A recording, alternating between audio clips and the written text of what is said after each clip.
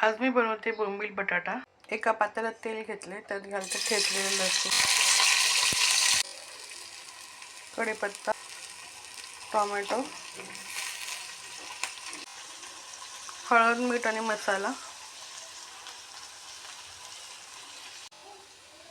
कांदा आणि टोमॅटो छान शिजला आहे। आता याच्यामध्ये मी घालते बटाटा आणि बोंबील।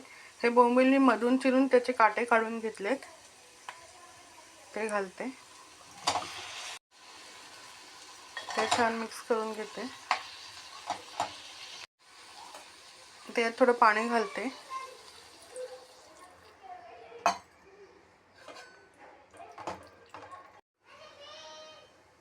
थोडी कोथिंबीर। आता याच्यावर झाकण ठेवून शिजून देते त्याला। त्यापैकी बोंबील बटाटा तयार झालाय। थोडी कोथिंबीर घालते।